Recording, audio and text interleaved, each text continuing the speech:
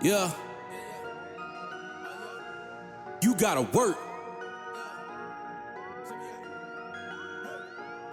You gotta work, grind, shine, it's mine. Gotta show everybody it's my time. Getting here, you gotta work, grind, shine.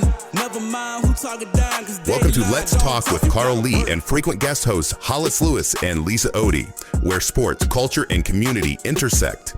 Join the crew as they dive into engaging conversations with guests from all walks of the sports life.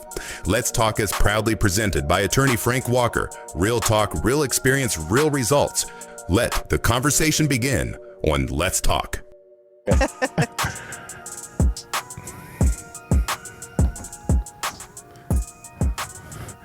Hello, ladies and gentlemen. This is Carl Lee with Let's Talk. I have in the building Lisa Otey and Hollis Lewis. Hello, hello. And Lisa, we have a pretty special guest today that you're going to introduce. And I just wanted to make sure that pay attention tonight just to hear what's going to be said and all of that kind of good stuff. So, Lisa, go ahead and introduce him for us. Yes. We have a special basketball athlete with us tonight, guys. He was born in the Dominican Republic and raised in Belgium. He went to Taze Valley Christian School here in West Virginia and received his high school diploma. He had college experiences to include Glenville State here in West Virginia, which is a D2. He was there from 2019 to 20. He then went to Southern Illinois and ended up graduating from college from Weber State in 2024, which is both of those, Southern Illinois and Weber State are D1s. His playing career, he has had professional basketball experiences in the Dominican Republic, Iceland, Spain, and most recently in France for the Champagne Basket. He is a professional basketball player, I believe maybe transitioning into coaching. Welcome to the podcast, Stephen Verplanken. Hey, guys, thank you so much for having me on. That's a long introduction, but I really appreciate it. You have so many I'm excited to be here. You have so many accomplishments, Stephen. It took a minute to get through all those. That's not a bad thing, that's not a bad thing. So tell me when you hear that, okay? You hear that introduction, you hear those things. Tell me a little bit about how that makes you feel, I'm asking this question because I think success, when you've had your level of success and those types of things, I think there's a special appreciation to that you have for yourself that I'd like other people to at least try to feel what you're feeling. Yeah, so like the first thing that came to mind was really how the work never fails, Right. Like when you went through all these stops, I'm like, I remember myself and the type of mindset I was, what my habits were daily, the things that got me that success. And it's just, I have a saying that the work is undefeated, and I feel like that, like when you talk about my journey, my summary, it's really that's what's got me there. And, also very rewarding just because, I'm a kid from a small town, Dominican Republic, and be able to see all these places in the world, be able to impact so many people, inspire so many people. I'm truly, truly blessed to have, lived this life and still living this life.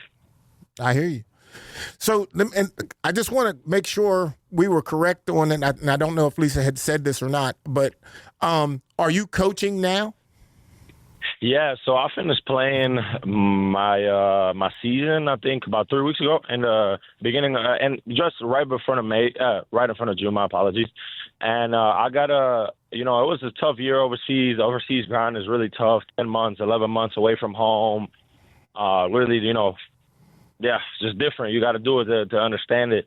And that time this year, around like January, February, I was thinking about more like what is, I can still keep playing. I could have got another contract, but I was thinking, what is my next step? Like, what is my next step? Where does God want me to be, And in that process, I was like, I always knew I was going to be involved in basketball. And then I was like, let's start this college coaching thing. I always knew I wanted to be a college coach or an NBA assistant.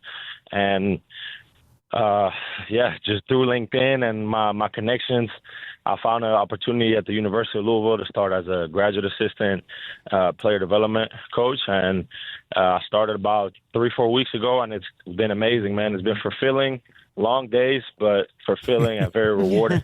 Yeah, congratulations, man. Yeah. So Thank you. So, Stephen, I'm going to go back to when you, a little while ago, when you were at the age of 16 and you left Belgium to move to West Virginia to play, basketball at Taze Valley Christian.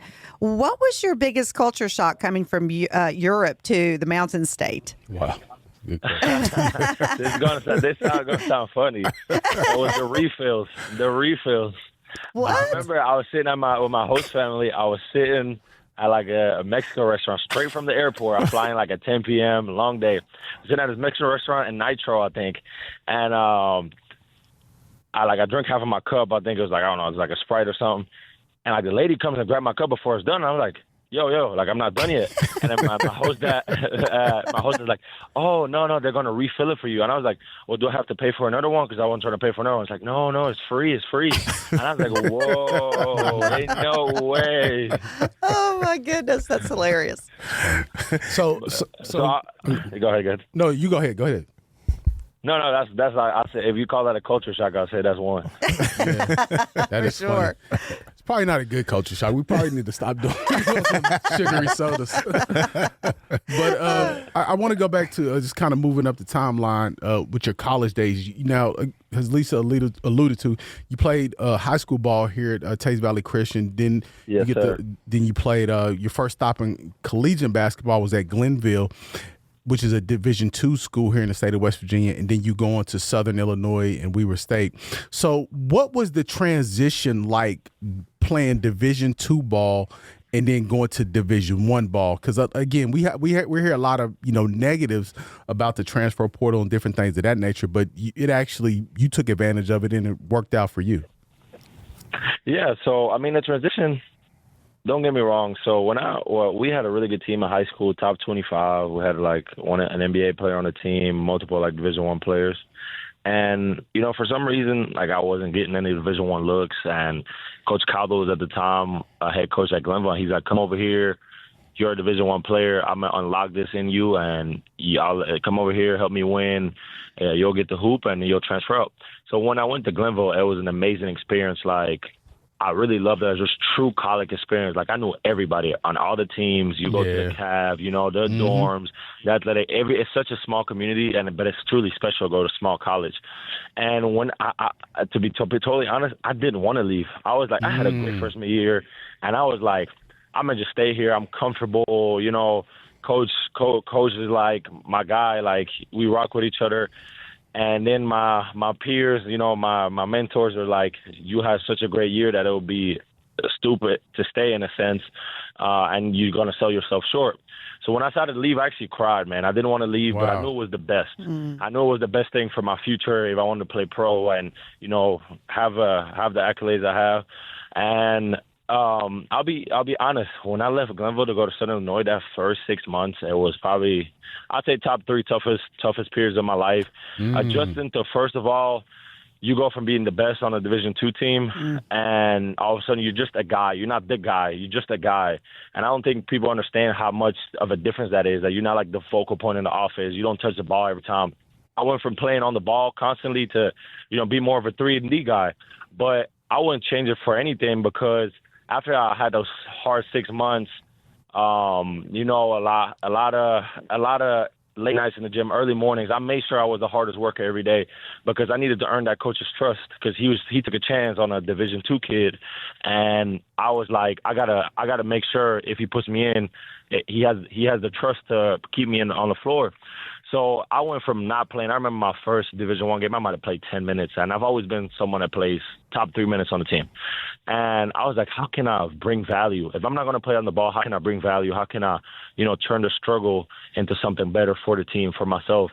And I was like, if you can shoot, you can play, and if you can guard, you can play. And at the time, my coach is a really defensive-minded coach, so I would ask him to do extra. I literally would go to his office and say, let's work out with the head coach at the Division I basketball team, and that doesn't happen often. He would give me the time, work me out for an hour. We'll do extra defensive drills.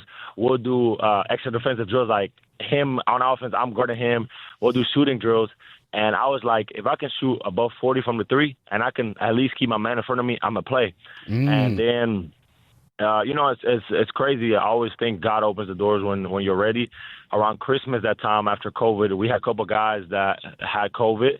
And one of our best players, one of my best friends, got injured, Marcus Damas. He had like a foot injury. And that was kind of my, with everything going on, the injuries and the sicknesses.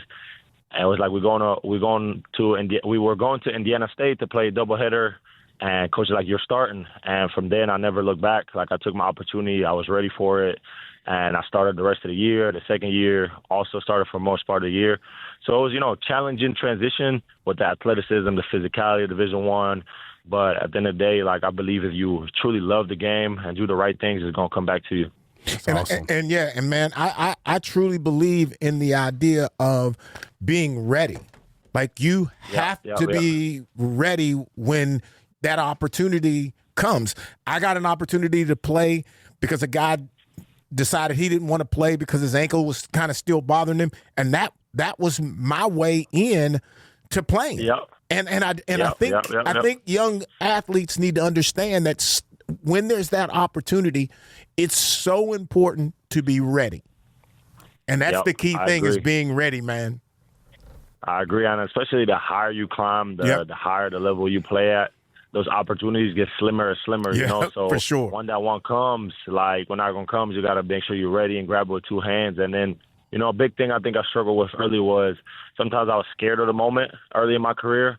But then, like as I matured, I was actually craving the moment more than, being scared. And I think that's a big thing for grabbing those opportunities.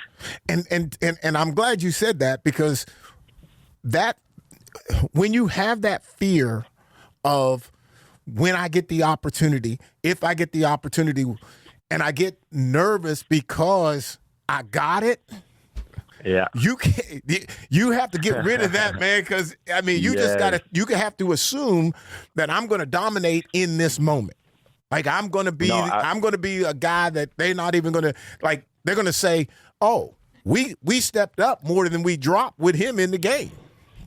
Absolutely. And I'm really open about my career and my struggles. I've struggled a ton with performance anxiety. I've struggled a ton with fear.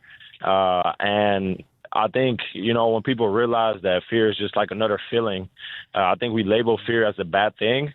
And I think once I learned to label fear as just another feeling, like I just got to accept it. The more I fight it, the more it's going to grow. So I just got to accept that. I got to be, practice acceptance. And then another thing that really helped me a lot in those moments is your body is going to believe what you tell it, So if you have that fear, the anxiety, you know what I'm saying? If you're having that fear, the anxiety on all those things, if you're feeding into that, like, I'm going to fail, I'm going to miss my first shot, I'm going to go down, then it's going to go bad, boom, boom, boom.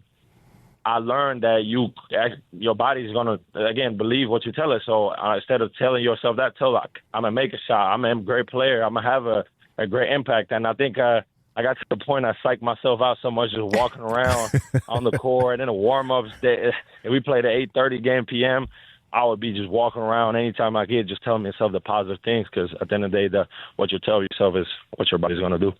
Yeah. Okay. That's good. That I like that. Yeah. I'm going to have to use that in my daily life, Stephen. I'm going to steal it. So I'm going to ask you a little bit about comparing basketball in Europe with the way it's played in the United States.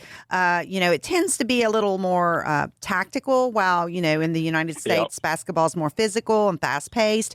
Can you break down the biggest on court differences you had to adapt to in transitioning from here to there?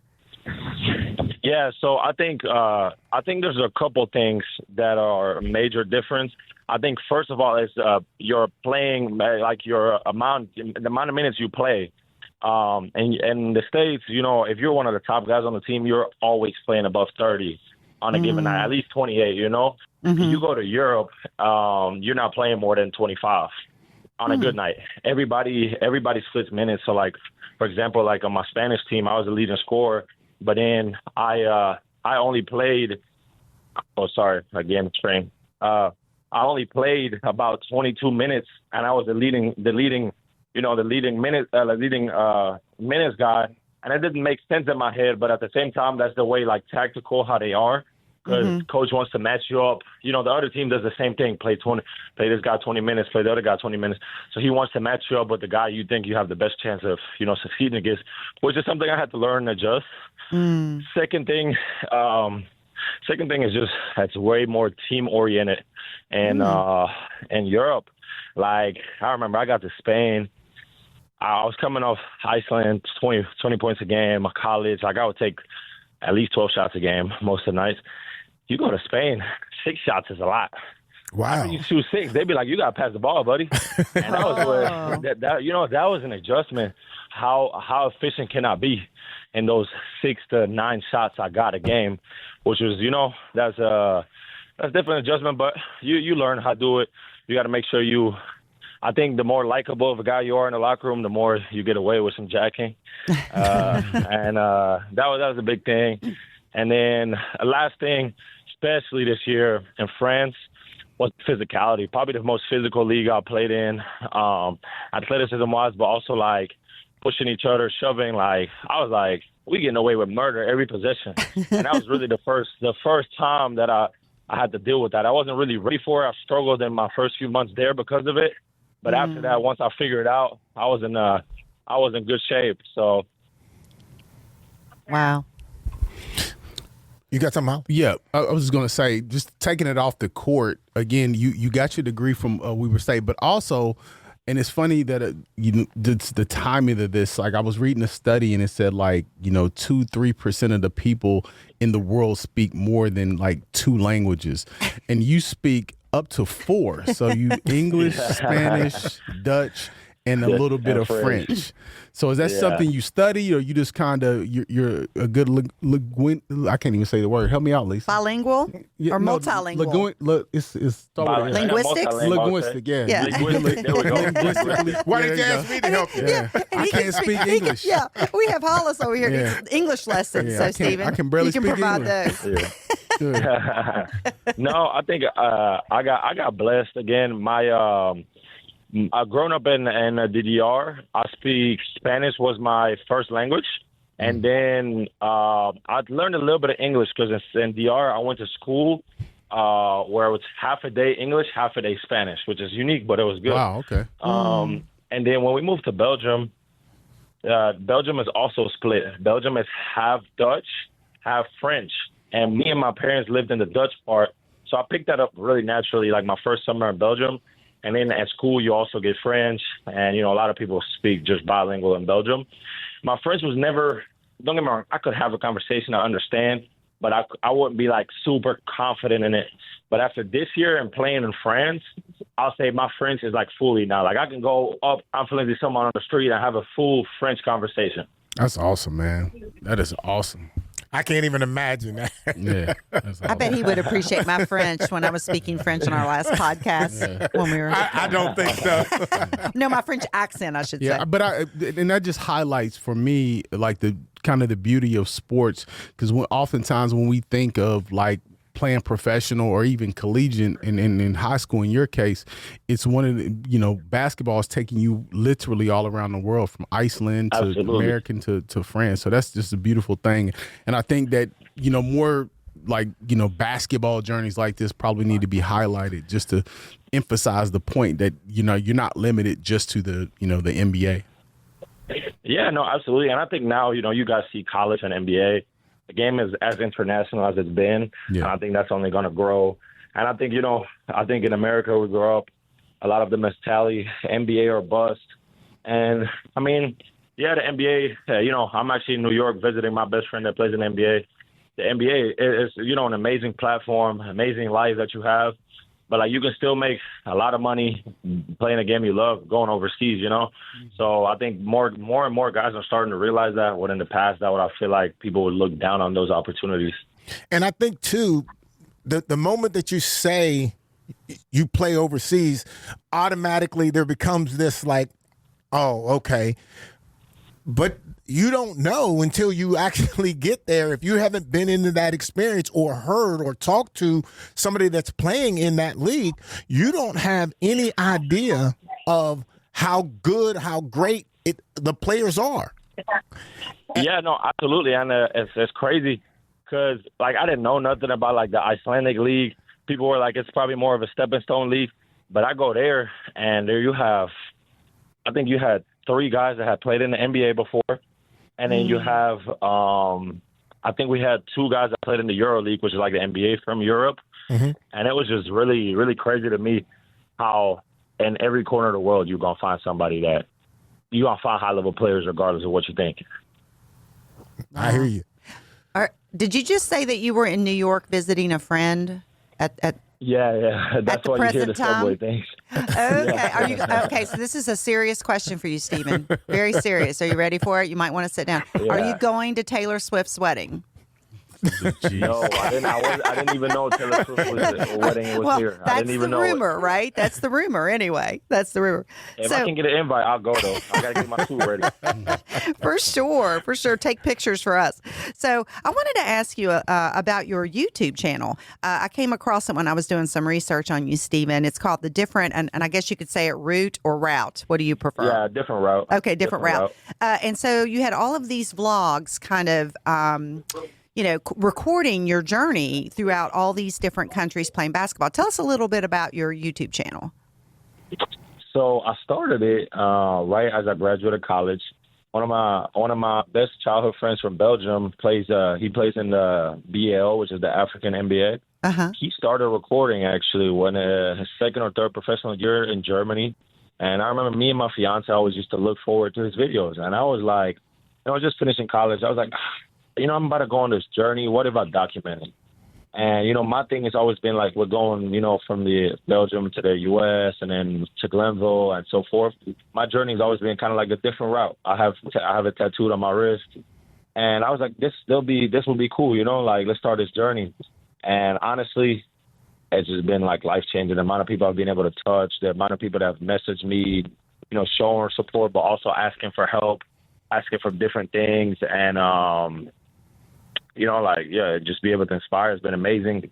Most people know I'm transitioning into coaching now, and I'll probably have to leave that behind. But I'm gonna post 1 or 2 more videos. But I think it's important to understand people. Like if you are genuine, and authentic, and show your real struggles, not try to paint a picture that life is just amazing all the time. How many people will show you support and get inspired by your journey? Like, I think I'm like at 7K and I haven't posted a video in a while. And I had a really good, following and growth for a while. And it's just because I'm authentic, like I inspire people. Like you can have an audience as long as they see your real true self, and they'll find, like I said, inspiration in it. And, as I listen to you as an athlete, I can hear your confidence. And it sounds good, where somebody else could actually maybe try to assume that that he's overconfident or whatever. But to me, it sounds fitting to your journey and how you have found success and satisfied with your level of success to the point to where you've moved on over into coaching. And I'll ask this question. In the coaching realm, is there a goal there? Do you have something set for yourself in the back of your mind that you can say out loud where you want to go in the coaching aspect of it? Yeah, so, to piggyback off your little first part first, the confidence, I feel like, I try to just, like, have that, like, true confidence, genuine confidence, not cocky confidence, because I'll be the first one. Like if you sit down with me, I'll be the first one to talk about my flaws, talk about how I dealt with fear and anxiety. But going through those things gives you that natural confidence of like, I can overcome this. I can step into this room and have conversations with people and feel like I have an impact. Right. Besides that, and the coaching thing, I'm like I said, I'm kind of at peace to leaving my playing career how it is. It's funny. I was eating with my aunt today, and she's like, are you really not going to miss it? Like, you don't wake up, you're itching for it. I'm like, I wake up, life is amazing. I'm working on my best friend that just won second NBA championship in 2 years. And I'm working him out. He trusts me enough to do that. I'm at school. That's I awesome. work with a great staff. I'm at peace. I feel fulfilled helping others, like I don't feel like I have to do it myself no more. But then with the coaching thing is, I want to be either a high major assistant. I don't have the bug yet to be a head coach. Maybe I'll develop that. I want to be a high major assistant, and if not, also just like an NBA assistant, one of the two. I don't know exactly what route. It's still early to decide that, but those are probably the two avenues I'll pursue. Stephen, you cannot drop hints like that and not tell us who the best friend is that just won the NBA championship that you are hanging with in New York. Or is it top secret? No, it's Dylan Jones. He was a first round draft pick. Okay. He was my college teammate. One sec. Thank you. Subway. One second. I had to scan my ticket. Sorry. Oh. His name is Dylan Jones. Was my college teammate at Weber State for 2 years. One of my best friends. Got drafted first round out of a mid-major Weber State again, and spent a year with OKC. Won a chip with them then, and then this year was on a two-way deal with the Knicks. That's awesome. Yeah, That's great. I was going to say, isn't it cool to be able to sit down, take a trip with a guy that's in the same setting with you, and there's no dislike because somebody made it or any of that kind of stuff. Somebody that you can actually talk to about anything that you're going through. No, and that's the thing. I think me and him have such a general relationship. You know how like sometimes like you always say like there's a friend that envies you for how your life has gone or the achievements you have. Yeah, I think it's the opposite. Like I just hope he has as much success as he can have. I have respect for him because I was never the most physically talented guy like dunking or sprinting, but like I was always the hardest worker. I was obsessed with it, and he's that one person that I feel like is at my level or even higher. You know what I'm saying? So I wish, like I said, I actually want more things to come his way because he deserves it. He's also one of the, sitting here with him, he's actually just one of the most free-willing, genuine people. Like, he takes care of, like, everyone, like, around him, make sure everybody's good before he's good. And I think that's a trait that I got from him that, be able to help people out even when you don't think you got it or you're struggling. Like, you can always help somebody else out of their situation. Well, we won't hold you any longer, but man, we appreciate it, and we wish you the best of luck going forward. Yeah, and man, and like as you move through your journey coaching, don't be a stranger, man. Feel free to come back and call. We want to hear updates, man. We would love to have you back on anytime. You find yourself, you got something you want to say. Hey, let us know. Yeah, for sure. Our season picks up. Let's have a second call. I'll tell you a little bit about the season and how the journey is going. And then I'll be in West Virginia probably here soon since it's only 3 hours from Louisville. So, yeah, I would love to hop on and maybe even be a guest of the show, man. I always want to start my own podcast, actually. Yeah, definitely. You can come sit in. We would love that. Come on and sit in with us. Thank you so much. I'll text Lisa when I'm in West Virginia. We'll set it up. You have to. You have to do it. All right. Well, enjoy your trip.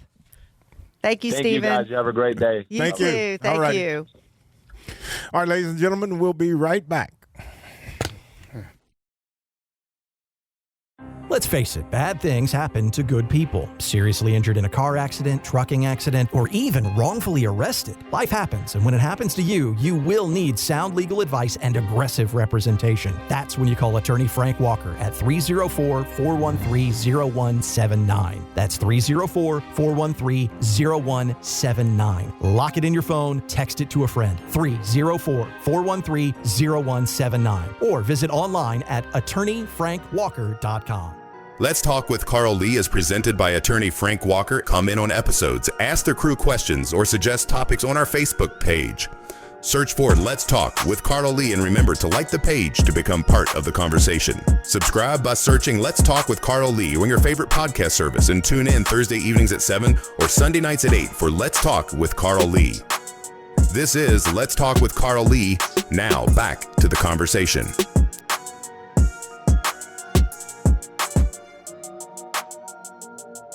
All right, ladies and gentlemen, we are back.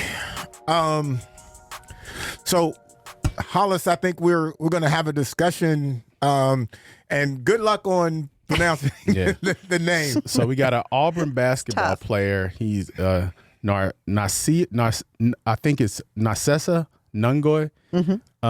He was selected by the LA Clippers in last week's NBA draft. Now, as part of his draft and stash agreement, which I think that's an agreement that basically says that you can go back to college even though you declare for the draft. Back in the day, we remember it wasn't like that. Once you declare, you had to go either get drafted or play professional. Your college career was over. But anyway, he got drafted, I believe in the first round by the LA Clippers. He made a post. He thanked them, and I'm assuming he didn't like either the team or the position or whatever, but he chose to go back to college. So he'll be playing for the Auburn Tigers in the 26-27 season instead of going to the NBA. So, so what do you guys think about that? Well, let me make sure I understand everything correctly. Yeah. So, don't you have to declare yourself eligible for the NBA when the draft happens? Or You declare yourself. Okay, so he declared himself, and then he was drafted, and then he decided, Yes. I don't like this team, so I'm going to go back to He either didn't Auburn. like the team, maybe the Are you position allowed he to got do that, drafted. I guess? Now, I believe you can, like, I want to say as long as you don't hire an agent and do all those sort of things, which a lot of Okay. guys they're moving away from agents anyway. Yeah, they are. But again, under the old rules, once you declare and you in the time period is over, Yeah. particularly once you get to the draft day and you're done, you would have Right. can't go back. But that's not the rules anymore. Okay. See, my problem is if Hollis, if I draft you first round, second round, third round, whatever, I'm investing in you, and then all of a sudden you're telling me you want to go back. You're not going to play because whether you didn't want to go third round or you didn't want to come play on our team. Yeah, second round, and he was not to cut you off, but he's the 57 pick in the second round. So go Okay, ahead. so wherever you got drafted and you decide you don't want to be that draft pick or that team, I don't think that you can. I don't think that's okay. I think when you apply or state that you want to be part of this year's draft, whoever gets you, they got you. Let the chips fall where they may. Yes. I don't think that you can be able to decide to go back. I don't think that's okay to me. That's just, that's me. I don't know what you guys think, but Well, I mean, my issue it's more of like what's going to happen in the future, because we really haven't heard of this in the past. First of all, because it really wasn't legal, legal, and it just wasn't something that was common with players. They were actually elated to be drafted to the NBA, regardless of what position. And that early is still good. Yeah, it's still good. But is this going to be a precedent for future players? Let me say this. I think what happened is that since Nongoy is turning 22 this summer, he was automatically eligible for the NBA draft and therefore can maintain his college eligibility despite being selected, in contrast to some other players in this. But in this part of the Clippers' plan to treat Nongoy as a draft and stash player. So essentially what it is, they own the rights to him while he's at Auburn, sort of like a baseball situation. Is that something that happens all the time? Not necessarily in the NBA. Remember, in baseball, it was like that. Remember back in the day, you would get drafted, that team would own your rights, you would play the summer league for them, but you could play at your college. Oh, okay. So I think basketball is moving in that direction, and these are international players. So again, the rules are maybe a little different because they don't have the same like collegiate and like high school system as we do. Yeah. So I don't know if it was. But he's going to Auburn, right? He's going to play. He's going to play basketball at Auburn this coming season, and then he will go to that team. He'll go to the Clippers after. Yeah, he's committed. So is he going to be considered their first round pick in the second round? Second round. He's a second round pick. I think he just owns the rights to him, basically. And from the article, it says Nongoy is considered the first player in the modern NBA to opt to play college basketball immediately after being drafted. So he did have the option to say, I could go to the NBA or I could go to college. So it's kind of a weird situation. But he signed a contract, or he what? will. He will. He will be committed. Like, let's say he goes to Auburn and he can't go and declare himself for the draft again for the next year. Like he can't complete That's his the part season. I don't. That's actually a good question. That's the part I don't know. I'm guessing that you're right. Right. Because draft and stash, so they own his rights, quote unquote. Yeah, I would, because if because that's only, just. Go ahead. I'm sorry. I was going to say the only reason I would be okay if I was the organization is that I know he's ultimately coming, and he'll be coming the next year. But if there's any kind of opening or opportunity for him to end up being somewhere else, Yeah. I wouldn't be good with that. Well, I mean, it's the second round of the NBA draft is like a 7th round football player. It's, What are you saying? I'm a 7th round. No, I'm just saying it's like that. But no, in your day you had 12 rounds. Build some toes there, Hollis. No. In his day he had 12 rounds. So Right, you were actually kind of a middle pick. Well, you gave me the right round, so I figured I'd get on you. So it's like being the last pick essentially. Like once you go to the 2nd round and stuff like that. So he's not a high draft pick. But my thing is, I love this. I love that you have the options. I love that, you don't have to be committed. And I think to your point, Lisa, like I said, this is a precedent.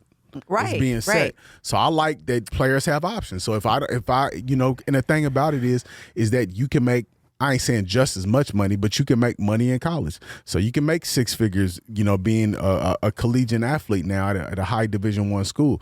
So if you don't like the position, if you don't like the team, if it's not going to work for you, then I like the option that hey, I'm just going to go back to college. Here we go. I'm not going to do this right now.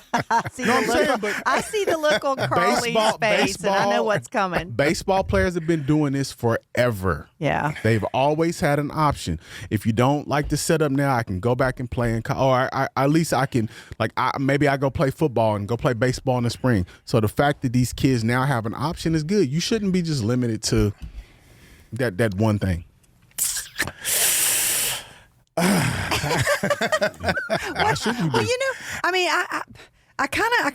I'm sort of agreeing with Hollis to a point.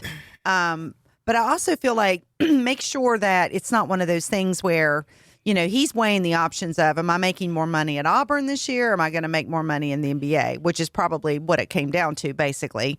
I'm sure Auburn is giving him a nice, lucrative NIL deal for him to stay there 100%. Rather than to go on to the NBA.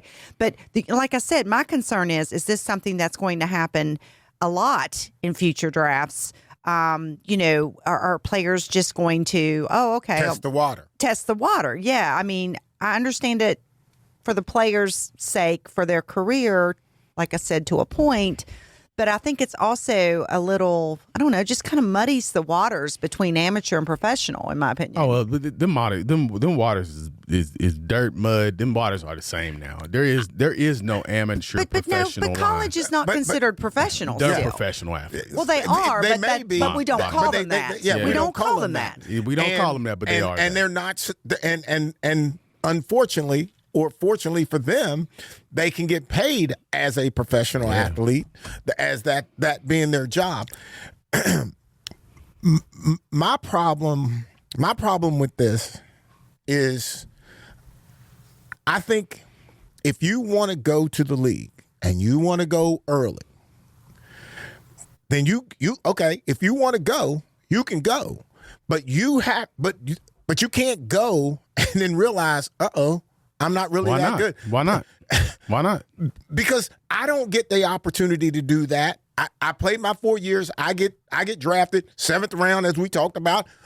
I got to fight to make it. That's you. And I'm not, because I think that the fight to be successful or to make a team a professional team, I never knew anybody who wanted the easiest way. It's not the easiest way. You're going back to college.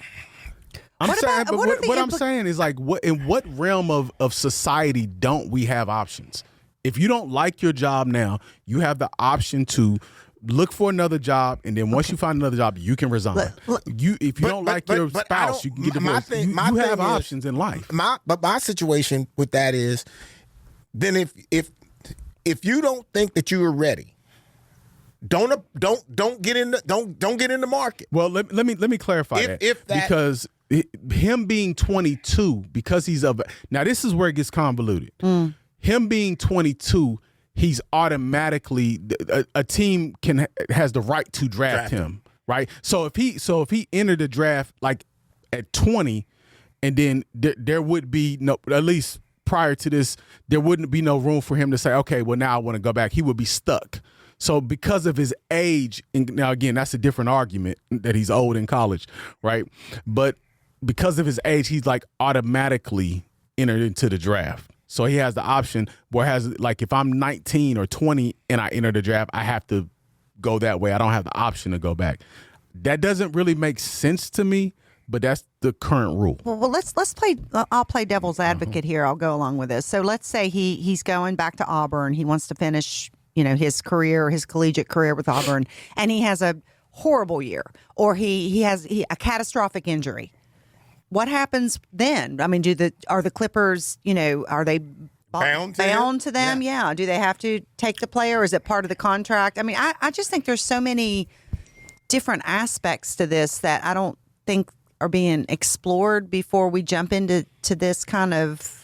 And to your point, I think what's happening in sports when these first ever situations pop up, we're apt to go with them before we really truly think through them and see what it's going to ultimately get to.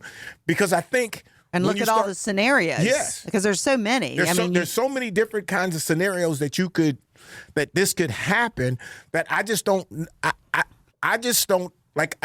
I don't like the idea of changing the system until you have really gone in and figured out. But you don't know. But you can't figure that out unless you do it. There is no scenario in which you're going to say we want to change the system, and then let me try to figure it out a long way. It's like somebody has to jump off the porch for it to actually be manifested. We can talk about it, but here's the thing: you could have a player who decides he wants to go to the pros.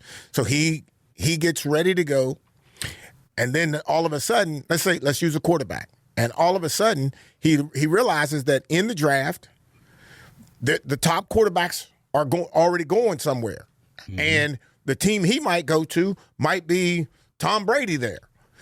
So now, am I able to say no? I don't want to go. You should be, yeah. I think so. Go back. Why not? See, to me, I'm saying if you made all these choices, you don't get to also now try to pick where you go. Why not? And where your competition is. Why don't I get to pick? Even to me, and this is just my personal opinion, I think the draft is cool. It makes a lot of money. You know what I'm saying? It has all these things. But when are we going? Because I believe it's going to get to a point where I say, look, man, I'm not entering the draft. I just want to sign with that team. Why do I have to go through this scenario? Why do I have to go through this charade? You know what I mean? At some point, this is about equity, and we cannot continue to say, like, these kids just don't have a choice to do anything. They're bound to this. They're bound to that. They're bound to that. When everybody else is making money, when everybody else has choices, when you have college coaches leaving their school before the season ends, when you have all these things happening around you, and then you're saying, well, I don't get a choice. That doesn't make sense to me. Okay, and I get that. And that makes total sense. But I'm not okay with the coach leaving midterm. But he gets to do it. It's about, what I'm saying is it's about choice. And if you got a choice, I got a choice.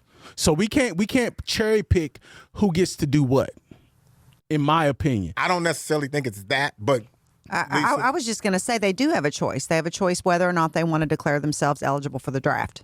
I mean, that's my opinion. I don't think you just, like you said, test the waters and say, oh, I'll just throw my name in the hat and see where it comes out. And then, if I don't like where I come out, I'll just go back to where I am. I think, well, no, because let's look at this a little deeper. Right. What about his teammates at Auburn? What about the way they view that? Like, oh, okay, you were going to go to What if I'm the backup quarterback? And I'm thinking I'm going to play now because you gone. You have the option to go to now. So you don't think that messes up the chemistry? Like if he's a leader, like saying, oh, if I can go on to the NBA. Again, I think the nature of where we're at in sports, when you have a different roster every year, the chemistry thing is way overrated. It's overrated now. It's not. It's the same thing as like time of possession. It's true. Once you got away from running the ball, time of the possession in football doesn't mean what it used to mean. So chemistry is way overrated. If you that's why. Now I don't think it's chemistry. I think continuity, chemistry, whatever. I think for me to decide to stay with a team, even if we have all of those adjectives, I want to go because of whatever the reason is. But if the three of us are all on one team, and one of us wants to leave the team to go elsewhere, I'm okay with that, right? I would be okay with that if that's going to be good for you. But I also can be like, well, why didn't Hollis let us know? Or why, what was there a problem? What did we need to do for you to keep you? This ain't about that though. This is like that. I think those sort of things are not coming into play. I think all his teammates understand that he had a professional option. He didn't really like the look, or he wanted to go back to school, or whatever. I think that's understandable in the climate that we're in, as far as like the brother we just interviewed. He played at 3 different collegiate teams. He's played at 5 different professional leagues in 5 years. So the nature of sports, particularly a sport like basketball, is fluid. It's no longer all that chemistry. No. That doesn't really mean anything. You have to have a strong coach, a strong system, and then you can sort of fill in the gaps where you may. So again, I just like the option. If we're going to give everybody options, if we're going to give everybody equity, or the coaches, management, presidents, and all owners, then everybody gets it. You don't get to cherry pick who has freedom of movement and who doesn't. Well, in my opinion, then the NBA needs to address the draft period, because this is going to become more and more frequent. I think so too. I think you're right. And whatever, that kind of just lessens the whole meaning of the draft when these players are being called to go wherever, to the Lakers or to the Nuggets, and then they say, oh, by the way, I don't like their deal, I'm just going to go back to college. So that just, the NBA probably needs to take a close look at how they handle the draft, in my opinion. And Hollis, you had somewhat said the same thing. The question that I would have, okay, so if we're going to change the draft, if we think we want to do something with the draft, what do we do? Just sign players. You sign. I think the idea of the draft is ridiculous. I think, like, for example, the Dallas Mavericks, they trade Luka, a generational talent, right? So he gets traded from the Dallas Mavericks. led him to the NBA championship. Is a generational talent for over European one. Probably once it's all said and done, he's going to be one of the greatest European players ever. They trade him from Dallas to the Lakers, and then voila, Dallas gets the first pick. Now, again, I don't have my tinfoil hat on, so I'm not stating conspiracy theories, but come on. So I think situations like that, not to say, again, you just have to bid for the player that you want. I don't think the idea of, this having a charade of a draft and doing all this stuff and letting the chips fall where they make, Just sign players out of college. ESPN recruit likes just it. like you. Yeah, they do love you. You're right. Just recruit like how you would recruit out of college, except for it's the NBA. I think, so that way I know where I'm going, and if I don't like the situation, I'll just go back to college. I think that the how that may sound, I don't see how that would work. Because now what it's going to come down to, so I come to your house, Lisa comes to your house, I'm going to give you $10. Lisa's going to give you the same way 15, it's worked for 100 years in college football. Same 15. thing. It's no different. Same thing. You recruit how you traditionally recruited collegiate athletes is going to be the same thing in a professional level. It's no different. It's not a novel idea. I don't see the NFL doing that. I don't see. I don't think the NFL has they don't have an issue like this, right? Well, no, they their don't. rules are completely different. This is the NBA. Yeah. NBA is different because, again, one player can mean the difference between playoffs and not. One player can mean the difference between championships. So the NBA is the structure of it is different. I think in the NBA, the players hold the power as opposed to NFL. It's totally different. So I could see it happening. We We shall see. Yeah. So we're gonna move. We'll close out with more of a on a somber note, and I'm sorry, I'm getting emotional now thinking about it. Chris Johnson, he was he rushed for 2,000 yards with the Titans some years back, and he has ALS. I recently learned about ALS this past legislative session.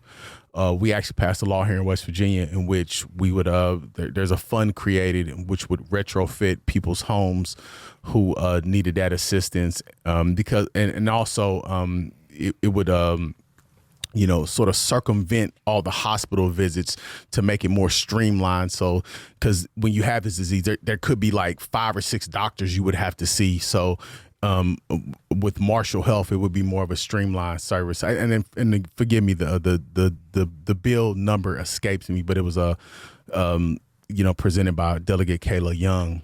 And ALS is one of those diseases in which once you get it, again, there's not necessarily, at least you correct me if I'm wrong, there's not necessarily, they don't know what causes it. The science is still developing on it. It's pervasive amongst professional athletes, particularly in military personnel. So they do know that. Now, what causes it, they don't know, but it's a progressive disease that moves pretty rapidly once you get it, and it's one of them things that just affects your motor skills, your movement, your ability to talk, but it doesn't affect sort of your mental capabilities. But it's like one of them things that once you have it, it can really, really, really move quick. Almost immediately upon being diagnosed, they tell you to, get your affairs in order. And again, Chris Johnson, former NFL running back, one of the fastest people I've ever seen move. He has it, and he has it to a progressive point where his very, very limited mobility, and I believe he does not have the ability to speak anymore. No. He has to use I don't know the name of the. It's some type of a machine that that helps him be able to communicate because he's lost the ability to verbally express his thoughts. But I think the saddest part of it is, ALS doesn't discriminate with age. He's only 39 years old and has a wife, and I believe he has children. Younger children, too. It was a really hard thing. I watched it on Good Morning America this morning, and, it brought tears to my eyes. I really, I just hope that someday we can get some treatment for this horrible disease that, takes away your physical ability to move and live but leaves your mental capacity completely fine. I mean, it's just a really cruel disease. Yeah. And then you have CTE, which takes the whole mental piece of it and it destroys you from that side of it. It's it's one of those kind of situations where and again, it's inside of sports, I think which makes it, I don't want to say makes it worse, but it's limited. You know that it's in the house of players, and when you've seen, I was, unfortunately, I had ran into a guy who I knew super well, and I probably told this story before, and went up to speak to him. And when I spoke to him, like I could tell he didn't really know who I was. And there's zero chances of how that could happen. Joey Browner. And when you see it and you realize what it is because of, the nature of the sport, it's devastating and gut wrenching to you. And you can't ever forget it. Yeah, and again, we don't. And I understand what you're saying, but we don't want to confuse. We don't want to conflate it. Yeah, we don't want to conflate CTE with ALS. Right, Those are two separate, different things. But my piece of it was the basic results of where it goes and how it impacts the people around that person. Yeah, I think they have the same type of reaction. Yeah, and it's still hard on that person and family. Yes. Yes. Like I said, it's just one of them things that hopefully we can, find some resolution, find some medication around that, we can Cure. help. Cure. There you go. Yeah. We can help individuals who have this just physically, debilitating disease, or at least get some warning signs. Same thing like we're doing around CT, where we're trying to develop, those warning signs and take preventative steps, if nothing else, as early as possible. Yeah. Yes. Yeah. So, all right. Well, that we didn't end on a bright note today, but prayers to his family and him. Yes, for sure. Please. All right, ladies and gentlemen, we're going to be back again next week, and we will see you then. Let's Talk with Carl Lee is presented by attorney Frank Walker. Comment on episodes, ask the crew questions, or suggest topics on our Facebook page. Search for Let's Talk with Carl Lee, and remember to like the page to become part of the conversation. Subscribe by searching Let's Talk with Carl Lee on your favorite podcast service, and tune in Thursday evenings at 7 or Sunday nights at 8 for Let's Talk with Carl Lee. This is Let's Talk with Carl Lee. Anything could be a win, yup, even defeat.